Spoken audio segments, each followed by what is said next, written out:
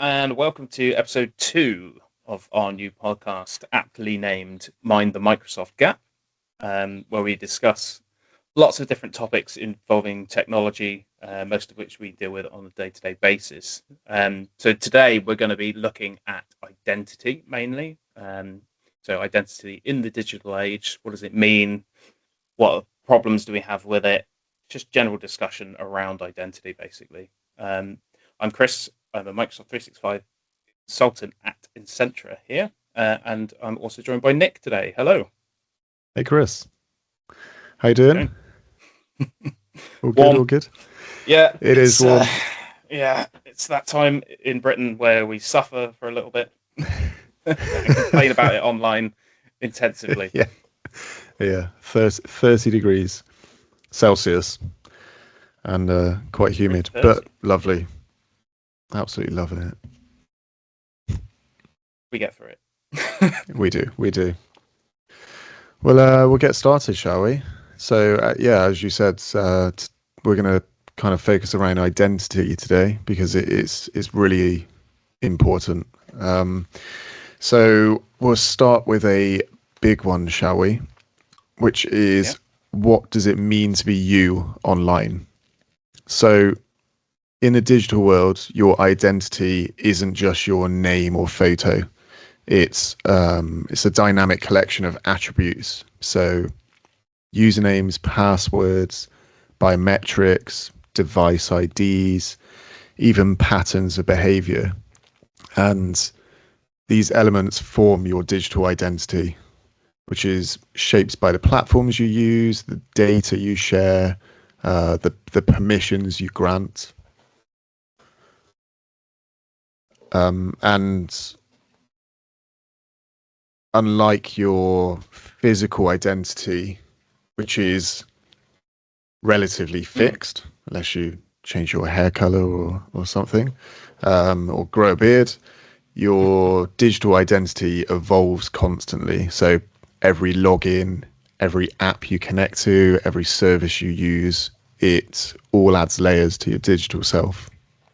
Yeah, I don't think it's something people consider very often either, is it? So it's every action that you take gets assigned to you in some way or another, and it just expands and grows, and it's what makes you recognizable and unique online based on your habits, apps that you use, logins that sprawl across, depending on what your company tracks that you do as well. So you can have like an internal kind of identity as to what you use within a business as well as without.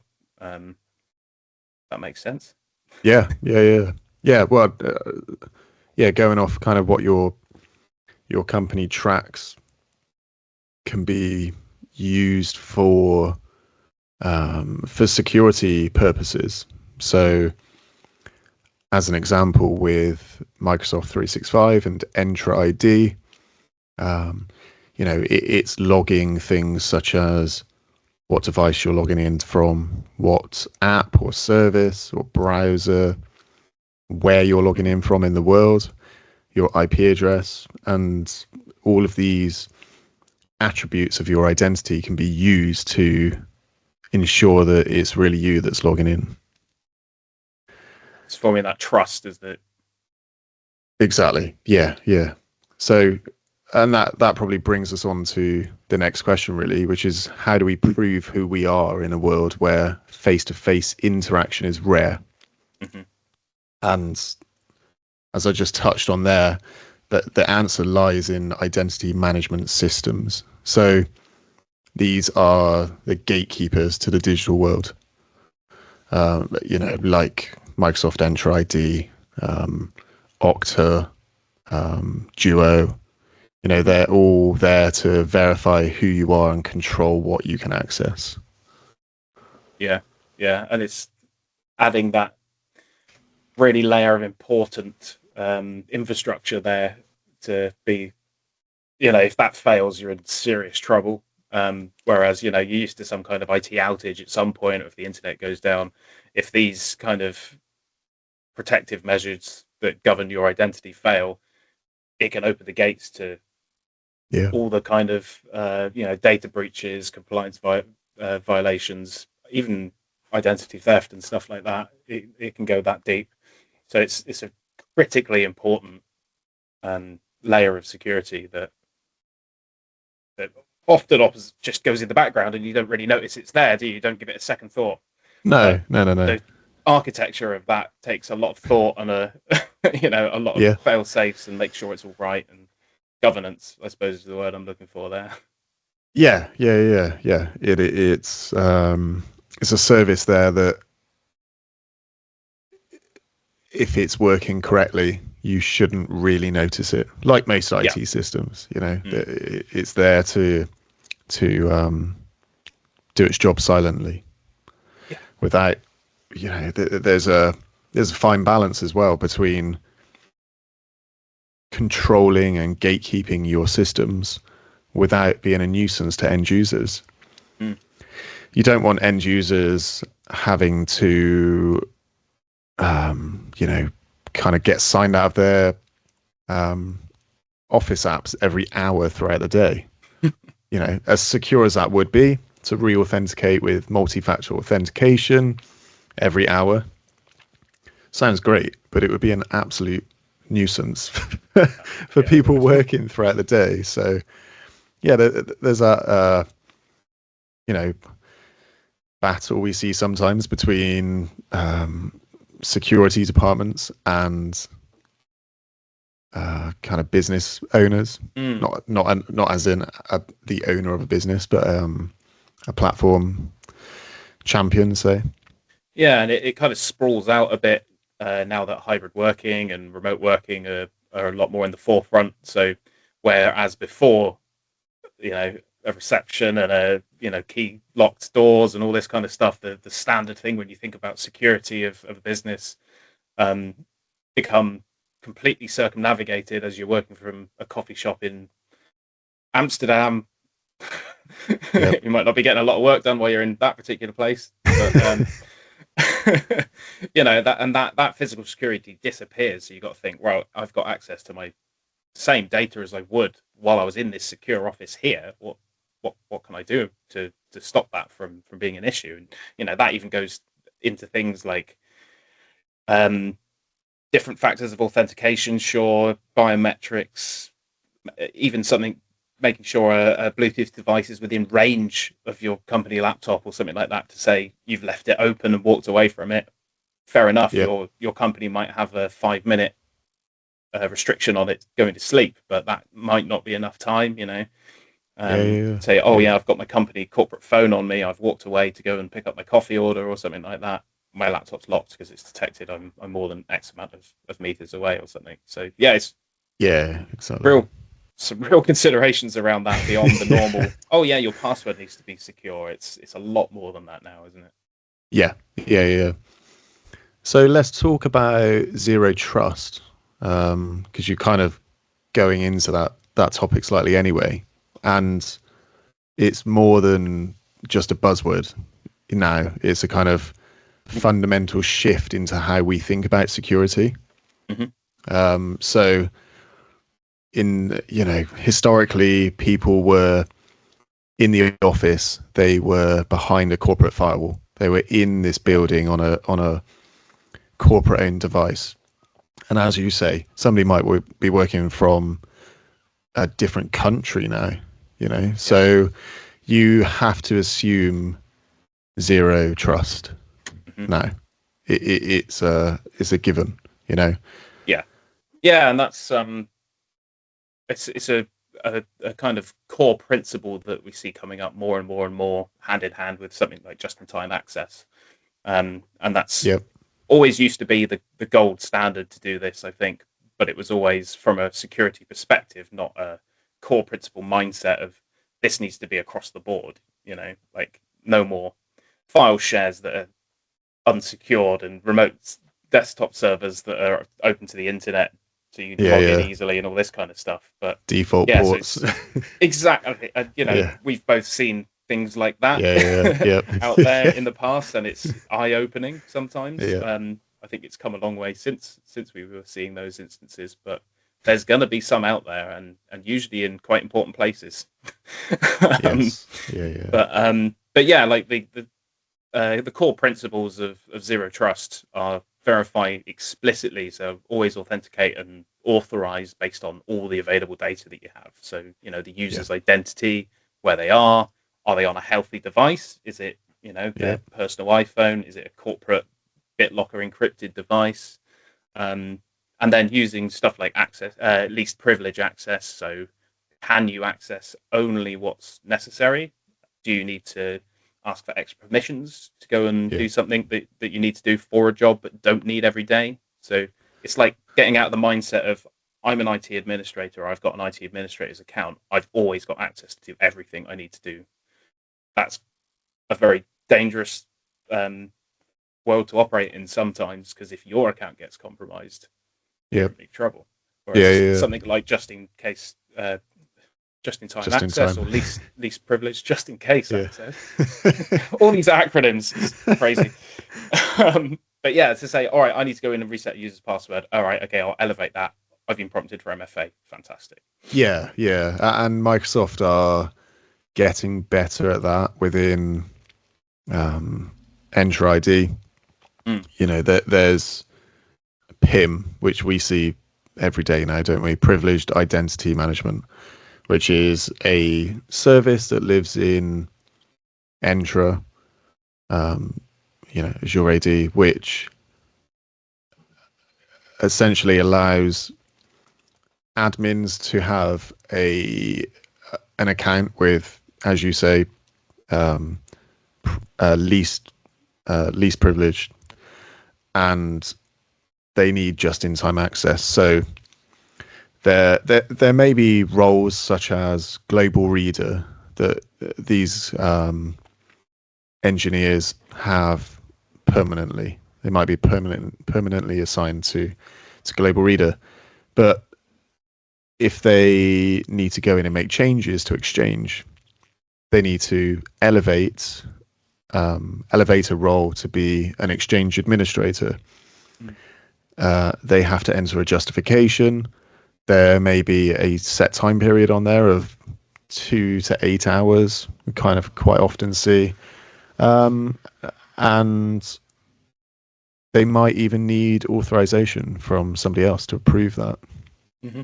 And that's is kind of step by step gatekeeping, isn't it? Yeah, absolutely. And it goes hand in hand with more, the other areas of Entra and stuff like that, like conditional access and moving away from traditional passwords to having, access keys and biometrics and all that kind of stuff as well. So Yeah. kind of moving into the next part. So what do you think is holding organizations back from like fully embracing a zero trust posture? Cool. It's just a small question. Yeah. I mean, one major challenge is identity governance. Mm. So the policies and the processes that ensure the right people have the right access at the right time. You've got shadow IT. You might have fragmented systems, lifecycle management. So onboarding, offboarding, role changes.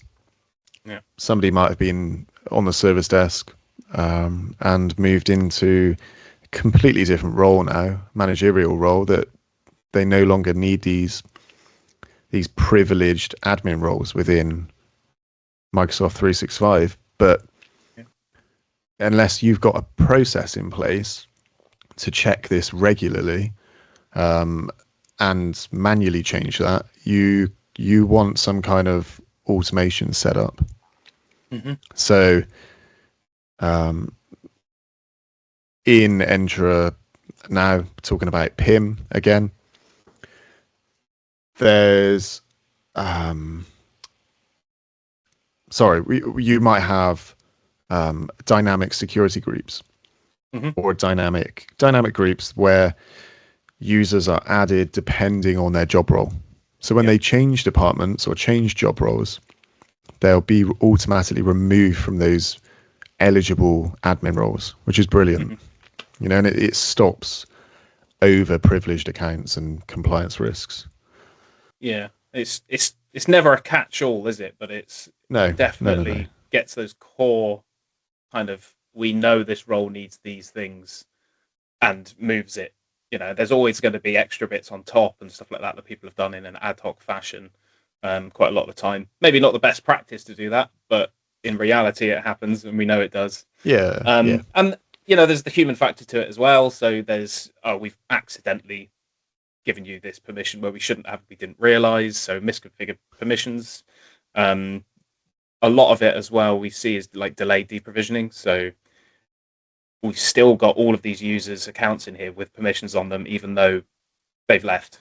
yeah, And we don't yeah, necessarily have a cleanup procedure outside of maybe setting the cleanup defaults in Entra to remove accounts after X amount of years. yeah, But in reality, that should be a worst case scenario catch situation, and there should be a deprovisioning process to get rid of these people, block the accounts, do what you need to do with the data from a retention point of view. yeah, But yeah, oftentimes that does get forgotten about, is because deprovisioning is yeah, usually an yeah, yeah, yeah. afterthought, isn't it? Like, oh, they've gone now. Exactly. Yeah, and We've taken the license off, so we don't have to pay for them, so it's all good.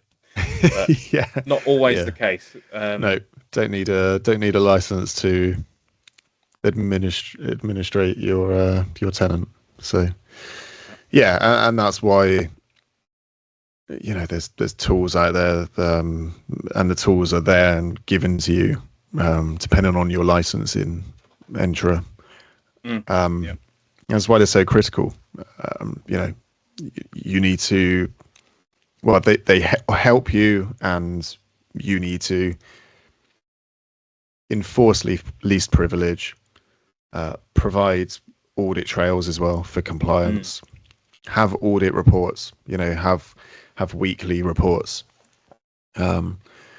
It may seem like a lot of effort, and it does take time. It's not a kind of flick a switch and everything's done for you. Yeah. But once it's set up, it will save you, could save you hours if you're quite a large organization. And so many organizations are kind of in the early stages of this and don't really appreciate the kind of criticalness of it, Yeah, absolutely. So we kind of touched on MFA just now, so multi-factor authentication. Can you think of some other ways that organizations use these tools to get identity right? Yeah, absolutely. I mean, we touched at the beginning of it just now, to be honest, on looking at these processes that you can automate in the background. So like, the dynamic groups that assign roles and stuff like that. I think that's a huge one. And it's putting that time up front and taking that early pain to say, right, we're going to have to flush this out and get it right. Just will save you so much time and hassle in the long run, or at least it could save you from some potential security issues. But, apart from that, like you said, MFA sometimes gets kind of not enough attention to it. So you say MFA, and you think, oh, I'll get text or a code to my phone, right? And that's literally just one stage to it. So what we talked about earlier around, having even a device in proximity to your laptop is a form of MFA. Detecting the MAC address of an access point you're attached to is another form of MFA. You're confirming you're physically in this position, that we've put this access point. So, I mean, that's all the behind-the-scenes stuff that doesn't get considered. But yeah, it spreads an awful lot wider than a lot of people realise it does. So I think it's important to consider. But just think. Sorry to butt in. Just thinking of, other methods of multi-factor authentication or just authentication. We use sometimes these YubiKeys. I don't know if it's going to show up here, which is a tiny little USB key, and it has a not fingerprint reader, but a kind of a sensor to acknowledge that it's a human being touching it. And some of our clients, when we have to authenticate as global administrator in their tenant, we have to enter our password, and then we need a physical it's kind of an unhackable method of authentication. I forget. The terminology's gone from what it actually is for me, which is bad form. But it's not a, it can't be intercepted by a man in the middle. No. So somebody can't reroute. Somebody could potentially not like taking the token, the session token or something. It's not going to do it because you don't have that physical device, right? Yeah, like somebody could have added, could have set up some kind of forward routing on my mobile number, which would forward a text message with a 2FA code on there, or somehow added Microsoft Authenticator app. So they're getting these prompts as well. Whereas this is it's on me. I have to enter a PIN and then authenticate that PIN by touching the finger pad on there. Yeah. So for admins, I think they're kind of the way that a lot of organizations are going now, and they've started to introduce these, and it's brilliant. You can set up the one key for several different organizations. Yes, yeah, and it's a good single device to have for several things. Yeah, absolutely. And it's kind of gives them that security that it's, as contractors especially, it's good to know. They've mailed us the key, so they know where it's gone for a start, and they expect who's going to be logging in with it. They've got their own security process to set you up to begin with, and then they know from then on, when you're remotely connecting to one of their devices or signing into a cloud account, it's going to pass through and say, oh, you need to tap this key to make sure it's you in front of your computer right now. So yeah. And you can't just buy any old key either. You can, so in your tenant, you can add a list of almost hardware hashes, but it's the ID of the manufacturer, and it will only allow specific keys to be added. Yeah. So no, absolutely. I think that kind of also flows into the next part, which is adopting single sign-on as well with that. So if you're putting a lot of time and effort into, say, for example, your Microsoft identity, and making sure that's going to be as protected as possible, and you've got a really flushed out flow for identity protection, and you've got all the policies in play, having that branch out and connect to as many other services that you may use as possible just brings it all into that protection, basically, and gives you that level of identity protection that you wouldn't necessarily get, or you would have to configure 20, 30 times, if you're using that for other things. So a lot of the time we see is, like federated access with something like Google or Apple or something like that to bring those kind of device logins under that umbrella and have that pass through. So from a user perspective, ideal, because you've got one login and it's likely linked to a fingerprint, a PIN, your face, something like that. Yeah. And then that can propagate to whatever you want to bring into that. So we've gone through several services there, or tools about identity. We touched on MFA, single sign-on, RBAC, so using role-based access, not individuals, life cycle management, onboarding, offboarding, audits, monitoring. Give us the biggest potential hole, which is users. Educate your users. User education. Such a huge piece. Yeah. People, you can put in as many systems as you like, unless you communicate to your end users and educate them, It could all you're be for done nothing. for.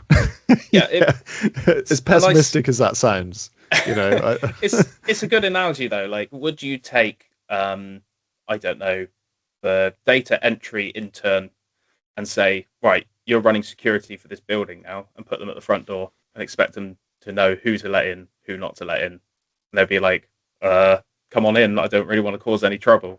yeah, It's the same principle with digital. You're at that front door uh, on your own a lot of the time. yeah, yeah, yeah, yeah. So the best protection in that scenario is to say, oh, don't do this, do this, and go through that training and make them be able to spot the things like social engineering and, dodgy emails and phishing attempts and stuff Yeah, like that. yeah, yeah. And we have an external service, don't we? Mm. Where um, we quite not regularly, but sporadically have or randomly Mm. have emails come through. So, fake phishing emails, and you can report the email, which is great. You get a thumbs up. Your secure score, your personal secure score goes up. Our global company secure score goes up. If you click a link within an email, you get more trainings to do. Yes, yeah, I have a story about that actually. Go on. Being my first day on the job, Yeah. before anything got set up, got logged in. First email I see come into my inbox. Oh, a message from HR. You need to sign this contract. I clicked on it, not realizing we don't have a HR department. It's called Yeah. Vibe. Yeah. And that was the next meeting I was in. So I got assigned all this extra training on day one coming in. Got a good slap on the wrist, and I learnt my lesson for sure. But Brilliant. yeah, Absolutely brilliant. was just like, oh yeah, here's the introductory training. Oh, I can see you've got a bit more actually. What's happened? Oh, you've clicked on a phishing link. That's like a, not a real one. Obviously, it was a, test. But I was like, wow, they test you literally as you come in the door here. Yeah. So Yeah. yeah. And if you get caught out that early, that's always been at the back of my mind since day one. Now is kind of like, is this email? I'm going to double check. I might report it just to be on the safe side because I don't want another one. No. So Yeah, always trying to live that one down. But yeah. Yeah. And it's sometimes easy to say as somebody who's working in IT every day. But with our training, we get things to look out for. So like you say, social engineering or checking who the email is really from. Hover over it, click on it, see what the email address actually is. Hover over the link, see if it's been shortened or if it's going to an unusual place. And if you don't know, then reach out to somebody else. Ask for advice from your colleagues. There's always going to be somebody that will happily give it a second look for you. If you're really not sure, just report it to IT. Yeah, and they're happy to help you. Yeah, no one's going to turn you away for something like that. No, often exactly. it might not feel like it's connected to identity, but it is, because if someone gets into your digital identity this way, it's technically you that's going to show up on the reports that have done it all. So it's like, yeah, really considering that ownership of your digital identity and being like, I need to protect this for me as much as the company, because while it's not, it's not you that's going to do the things that whoever gets in will do. Your name's going to be all over those audit logs. So you definitely don't want that. 100%, yeah. And if you do click something and you then realize that it might be malicious, don't just delete it and hide. Report it, log a ticket, speak to somebody, and they would, again, much rather you do that, and so they can check it and resolve it if there is an issue. 100%. Yeah. Cool. Right. I am conscious of time. We're coming up on half an hour. So I think that's a wrap on today's episode, really, of Mind the Microsoft Gap. Yeah, absolutely. We've explored what digital identity really means, how zero trust is reshaping security, and the challenges and best practices in identity governance. Yeah, so if you're working in IT security, or you're just curious about best practices and how identity shapes digital life and all that kind of stuff, then it's a conversation worth continuing. So, yeah. Yeah, definitely. Yeah. And reach out to us. We're always happy to have a conversation. So thanks for listening. Thank you. We'll see you We'll next speak time. next time. Yeah. Thanks, Yep. Chris. Cheers. Cheers.